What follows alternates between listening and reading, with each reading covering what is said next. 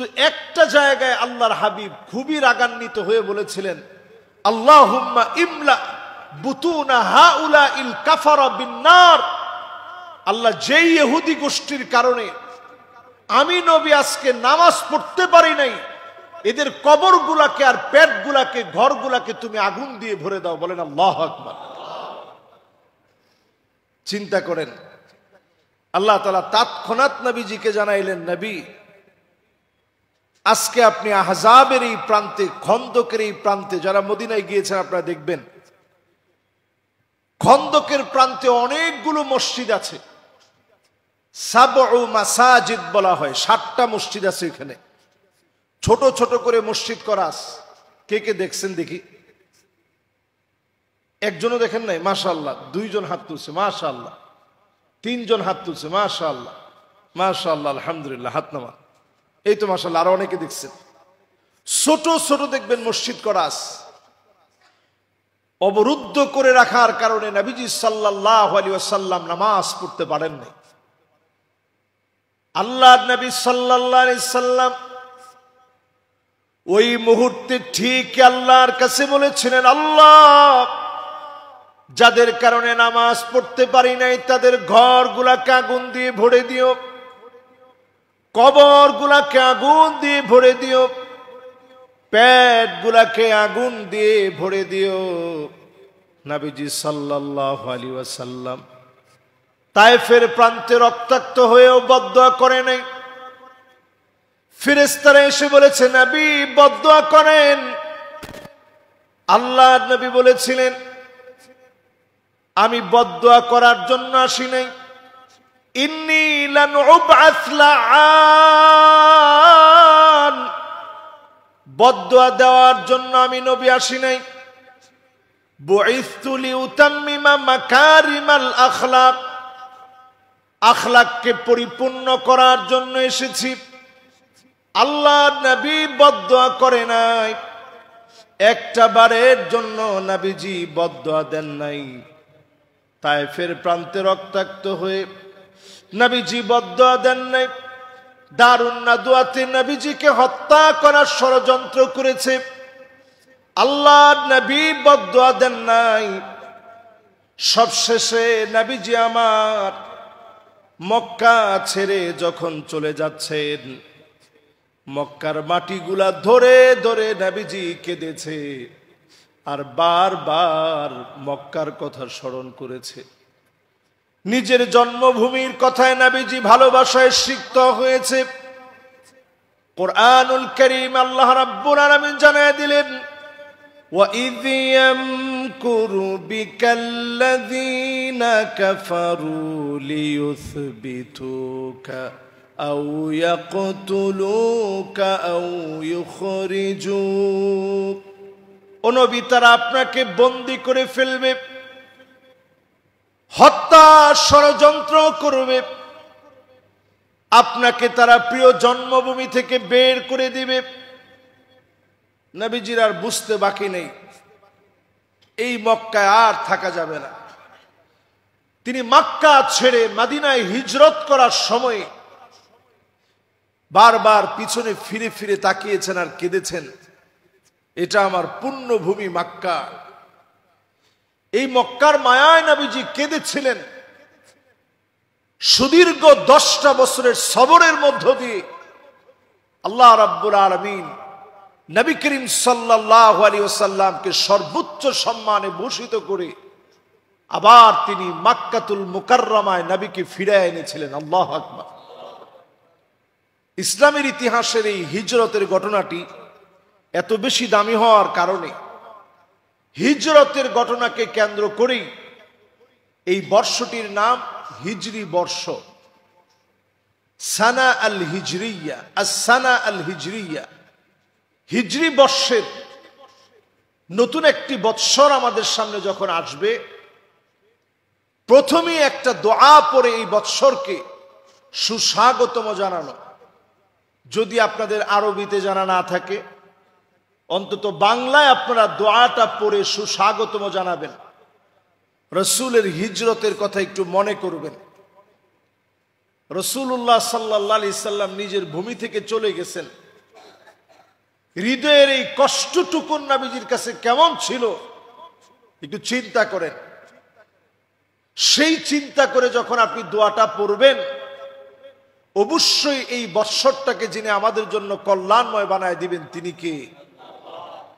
সবাই একটু আমার সাথে সাথে পড়েন, আল্লাহু আকবার, আল্লাহু আকবার, আল্লাহু আকবার, আল্লাহুম্মা আহিল্লাহু আলাইনা বিল আমনি ওয়াল ঈমান ওয়াস সালামাতি ওয়াল ইসলাম ওয়াত তাওফীকি লিমা তুহিব্বু ওয়া তারদা রব্বি ওয়া রাব্বুকাল্লাহ হিলালু রুশদিউ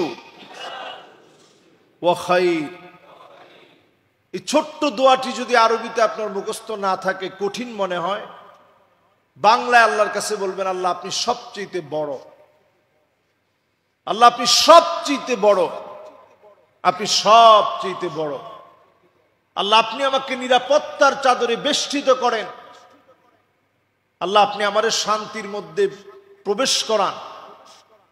আল্লাহ চাঁদের মালিকও আপনি, আমার মালিকও আপনি। এই চাঁদটাকে আমার জন্য আল্লাহ কল্যাণকর বানিয়ে দেন। আল্লাহর কাছে কেমন যেন আপনি স্বীকার করে নিলেন, উমুক চাঁদ উঠলে আপনার ক্ষতি হতে পারে, উমুক মাস আসলে আপনার ক্ষতি হতে পারে, উমুক বৎসরটা আপনার জন্য ভয়াবহ হতে পারে। এই সকল বস্তু কেন্দ্রিক চিন্তাধারা থেকে আল্লাহর কাছে পানাহ চেয়ে নিলেন। বাংলায় হলেও আমরা নতুন বৎসরের চাঁদ দেখা মাত্র এই দোয়াটা পড়ে নিব, আল্লাহর কাছে পানাহ চেয়ে নিব।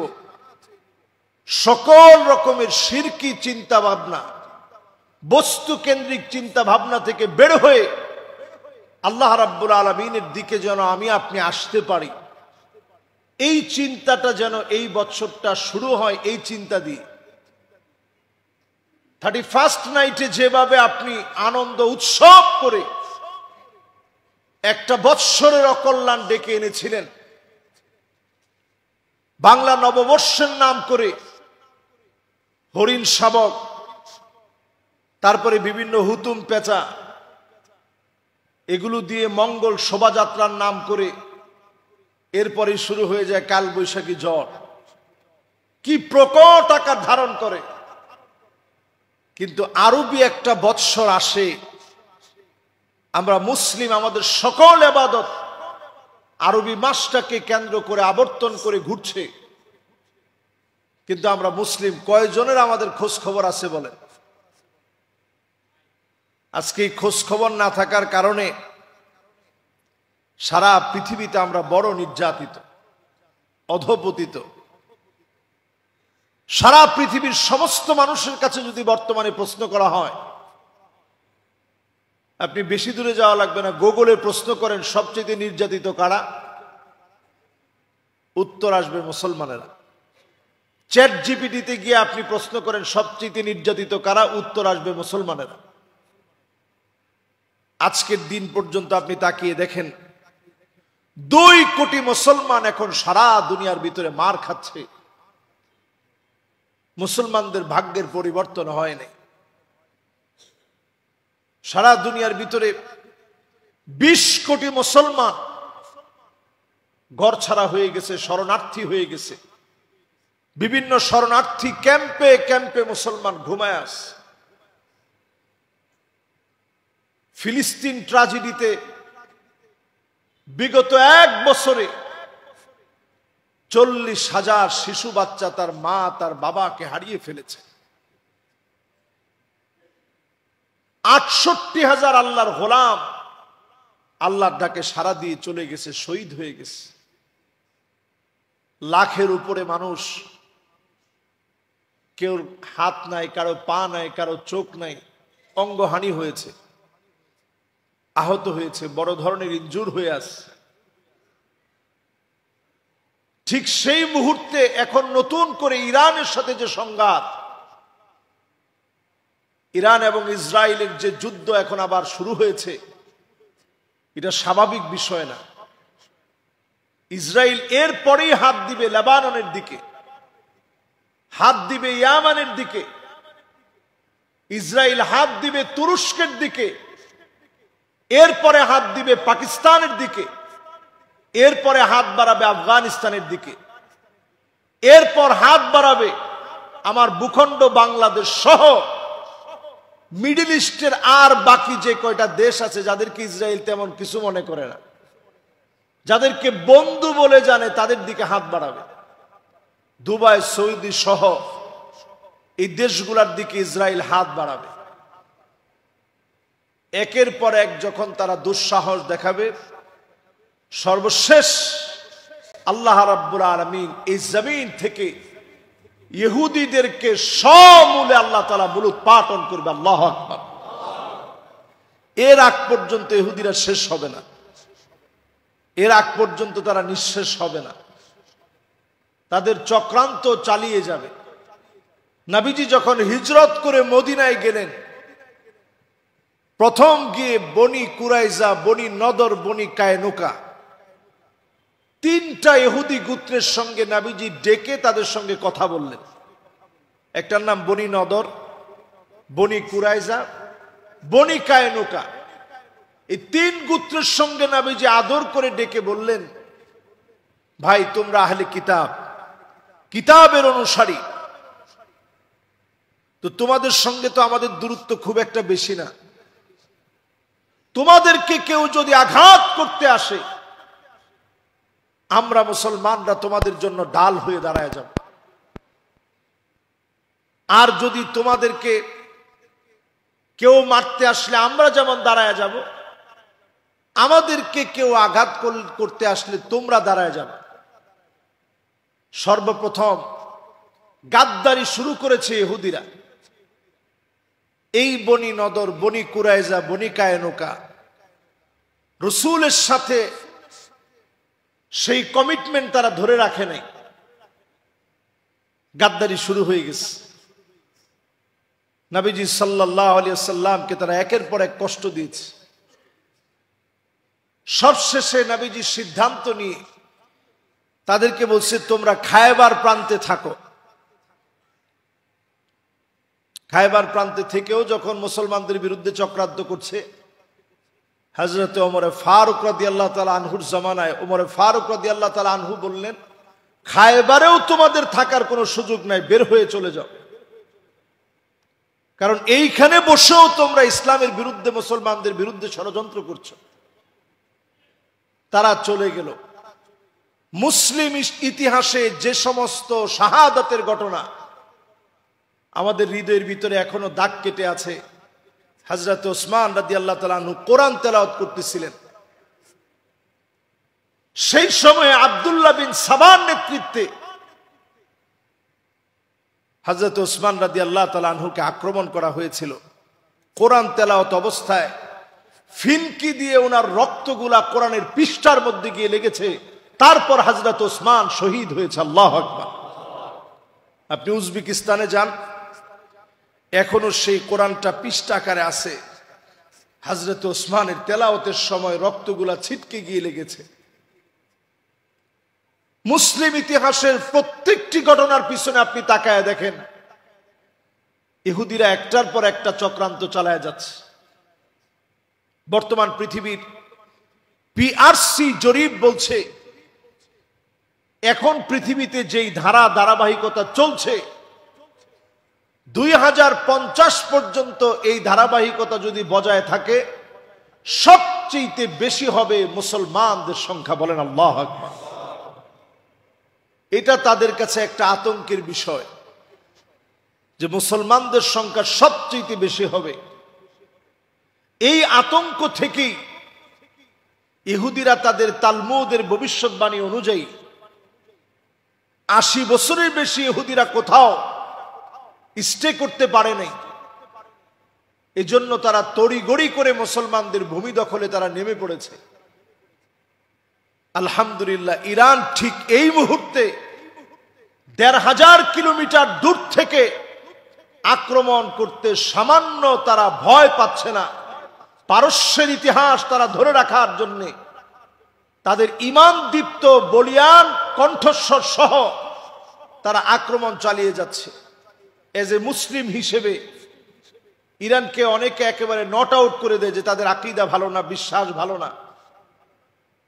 এই মুহূর্তে অন্তত মুসলিম হিসেবে ইরানের জন্য দোয়া করা উচিত প্রত্যেক মসজিদ থেকে। যদি ইরানের বিপর্যয়টা দুর্বিষহ বিপর্যয় হয়, মুসলমানদের জন্য কালো একটা অধ্যায় নেমে আসবে। নবীজি সাল্লাল্লাহু আলাইহি সাল্লাম এই জন্যই বলেছেন এমন একটা সময় আসবে হাত্তা তুকাতিলুল ইয়াহুদ, প্রান্তে প্রান্তে ইহুদিদেরকে হত্যা করা হবে। ফায়াকুলুল হাজার ওয়ারাই ইহুদি, একটা পাথর পর্যন্ত বলবে আমার পিছনে ইহুদি আছে, এই মুহূর্তে তাকে হত্যা করে ফেলো, জমিনের ভিতরে তার বাঁচার কোনো অধিকার নাই। শুধু একটা মাত্র গাছ বলবে না। চিন্তা করেন আমি আপনি রাসূলুল্লাহর কথা কতটুকুন মানি আর তারা কতটুকুন মানে। একটা গাছ শুধু বলবে না। এই গাছটা মদিনায় সবচেয়ে বেশি ছিল। বাকিউল গারকাদ, গারকাদ নামক একটা গাছ আছে, আমাদের দেশের বাবলা গাছ টাইপের আর কি। বাবলা গাছ দেখছেন কেউ? এই বাবলা গাছ টাইপের একটা গাছ হচ্ছে গরকদ নামক গাছ। এই গরকদ নামক গাছ আমরা যে জান্নাতুল বাকি বলি, কবরস্থান আছে না মদিনায়, এটার আসল নাম হচ্ছে বাকিউল গরকদ, গরকদ কবরস্থান। এই গরকদ গাছ দিয়ে এই কবরস্থানটা ঢাকা ছিল। নবীজি সাল্লাল্লাহু আলাইহি সাল্লাম বলেছেন এটা একমাত্র গাছ যেই গাছটা ইহুদিদেরকে শনাক্ত করে তার চিহ্ন বলে দিবে না। একটা পাথর পর্যন্ত বলবে আমার নিচে ইহুদি লুকায় আছে, এখনই তারে হত্যা করে ফেলো। শুধু গরকদ নামক এই গাছটা বলবে না।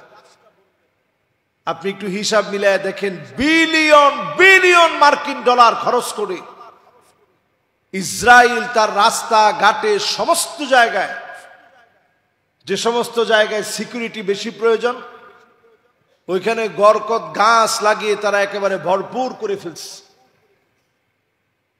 তাহলে চিন্তা করেন আমরা কতটুকু রাসূলুল্লাহ সাল্লাল্লাহু আলাইহি সাল্লামের হাদিসের উপরে কতটুকু বিশ্বাস আমরা করি আর তারা কতটুকু বিশ্বাস করে।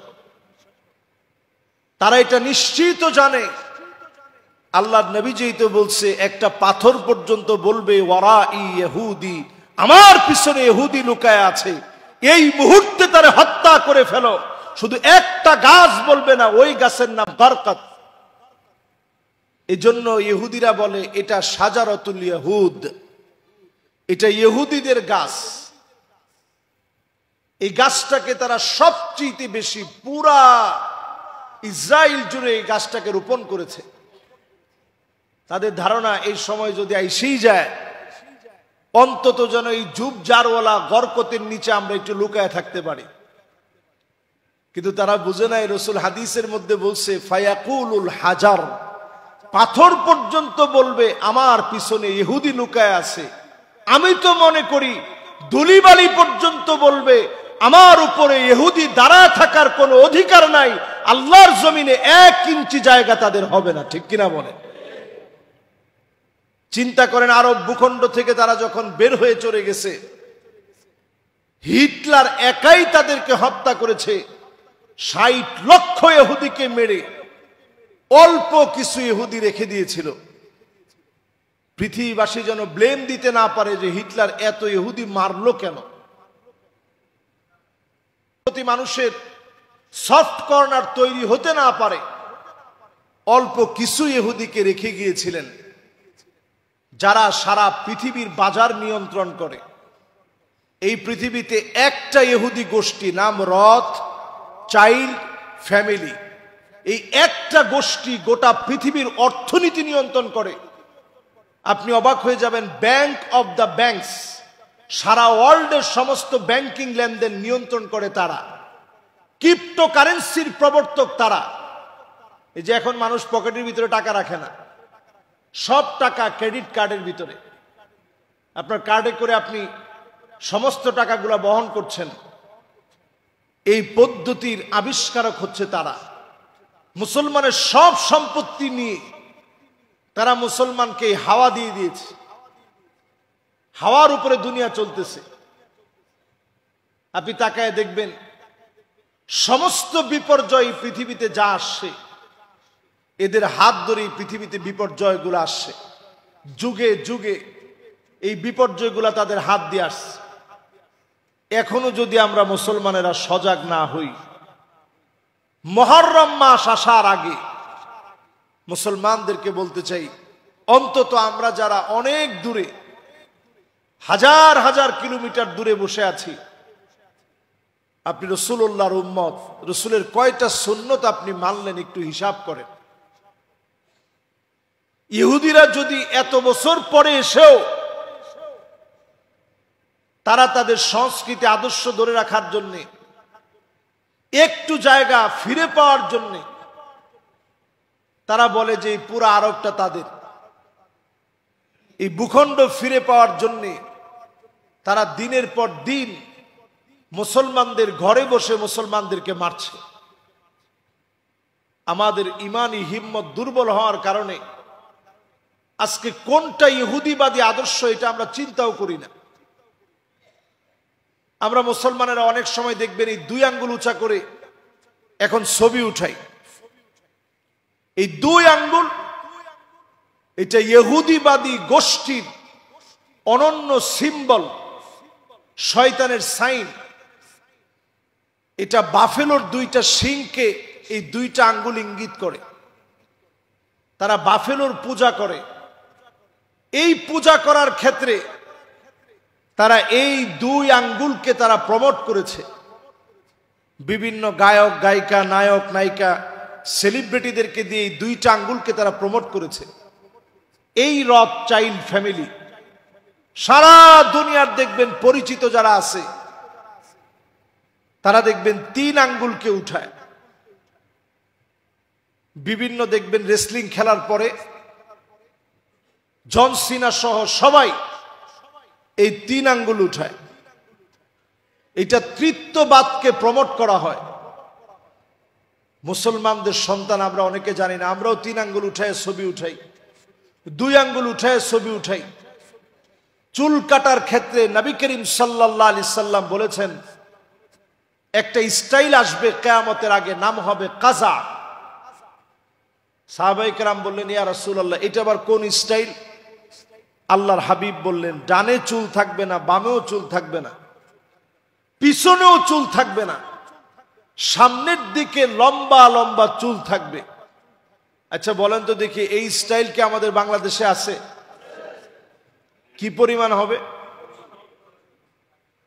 সেলুনগুলোতে আপনি গিয়ে দেখবেন যতগুলো স্টাইল দেওয়া আছে, অধিকাংশ স্টাইল এটা ইহুদিদের স্টাইল। আমরা মুসলমানরা এটা ফলো করছি। আমরা মুসলিমরা এখন কথা বলার ক্ষেত্রে তাদের রং ঢং, তাদের মতো করে আমরা কথা বলছি। তাদের আবিষ্কার গোটা দুনিয়াকে আজ গিলে খেয়ে ফেলেছে। পৃথিবীর ঠিক এমন একটা সময়ে ইসলাম নিয়ে যারা টিকে থাকবে, বাদা আল ইসলামু গরীবান ওয়া সায়াউদু গরীবান তুবা লিল গুরাবা। ব্যতিক্রমদেরকে দিয়ে আল্লাহ রাব্বুল আলামিন এই জমিনের ভিতরে দিনকে প্রতিষ্ঠা করেছিলেন। অল্প কিছু মানুষকে দিয়ে দিন বিজয়ী হয়েছে, অল্প কিছু মানুষ হিজরত করে গিয়েছে, অনেক মানুষ নিয়ে মক্কায় ফিরে এসেছে। আল্লাহ পাক বিজয় দিয়েছিলেন। আজও যদি আপনি ফিরে আসেন, দিনের দিকে, দিনের আহ্বানে যদি ফিরে আসেন, বাদা আল ইসলামু গরীবান وسيعود غريبا طوبى للغرباء এই ব্যতিক্রমদেরকে দিয়ে আবার যিনি মুসলমানদেরকে বিজয়ী বানায় দিবেন তিনি কে? ইউশিকুল উমামান তাদা আলাইকুম কামা তাদাল আকালা ইলা কাসাতিহা। আল্লাহর নবী বলেন এমন সময় আসবে দস্তরখানায় খাদ্য বেড়ে যেভাবে মেহমানদারি করা হয়, সারা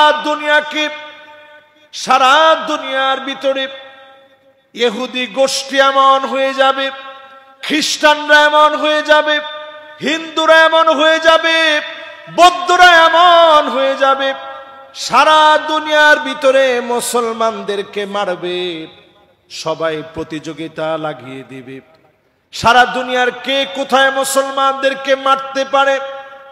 কালেমাওয়ালা ছোট্ট বাচ্চাকেও মারবে। সবাই যখন প্রতিযোগিতা করবে, এরপরেই যিনি মুসলমানদেরকে বিজয়ী বানায় দিবেন তিনি কে? সবার যখন দেওয়ালের ভিতরে পিঠ থেকে যাবে, আল্লাহর নুসরত শুরু হয়ে যাবে।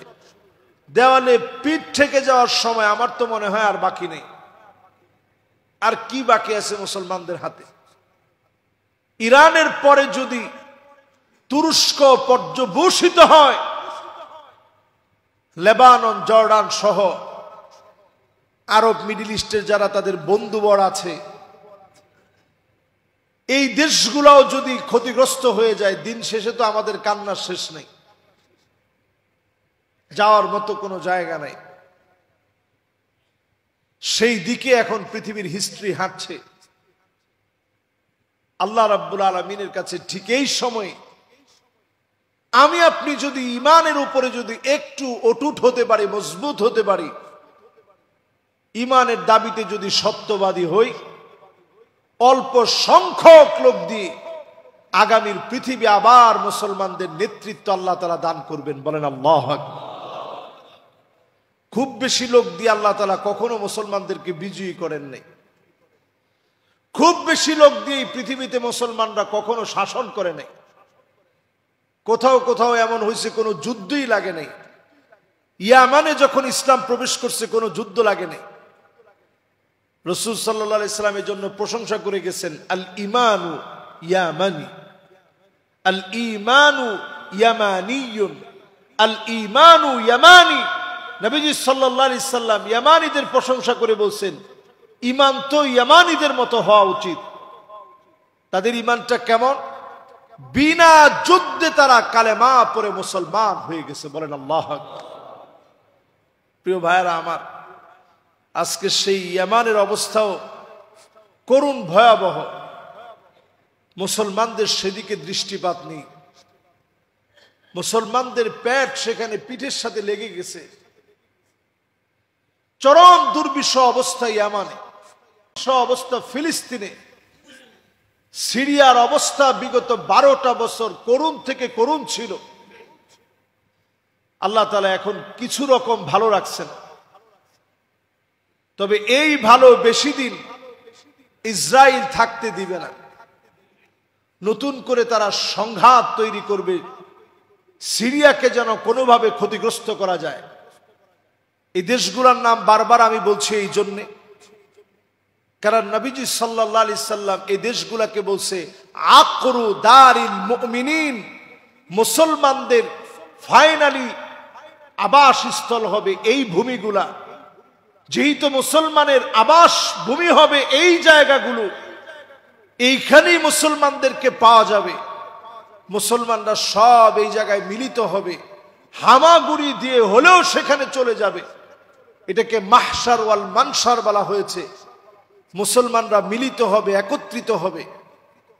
এই জায়গাগুলোর ব্যাপারে নবীজি দোয়া করেছেন, আল্লাহুম্মা বারিক লানা ফি শামিনা, আল্লাহ তুমি আমার শামের ভিতরে বরকত দাও।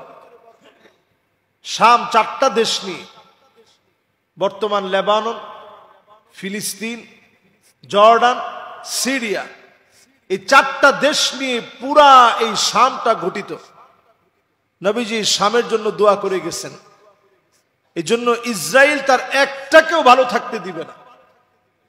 এরপরেও যদি আমরা মুসলমানেরা ইসলামের দিকে না আসি, এখনো যদি আপনার বিবেক এতটুকু নাড়া না দেয়, নামাজের দিকে যদি আপনি না আসেন, আল্লাহর আদালতে কেমন করে আমরা জবাব দিব?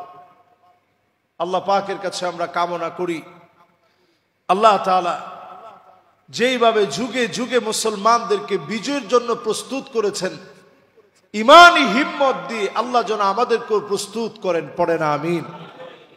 আল্লাহ যেন আমাদের প্রত্যেককে নামাজি, দিনদার, প্রত্যেককে ইমানদার হিসেবে আল্লাহ যেন কবুল আর মঞ্জুর করেন। পড়েন আমিন। দস্তরখানায় খাদ্য বেড়ে যেভাবে মেহমানদারি করা হয়, দেখেন রসুলের শব্দ চয়ন, এইভাবে তারা মুসলমানদেরকে হত্যা যজ্ঞ চালানোর জন্য সব দিকে মিলিত হয়ে যাবে। আমার তো মনে হয় রসুলের এই হাদিস পুরাপুরি বাস্তব হয়ে গেছে।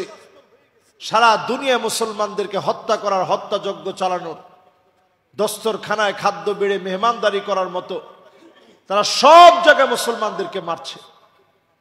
আল্লাহ রাব্বুল আলামিনের কাছে সাহায্য কামনা করি, আমাদের ইমানি দৌলত যেন আল্লাহ দান করেন, এ তৌফিক আল্লাহর কাছে কামনা করি।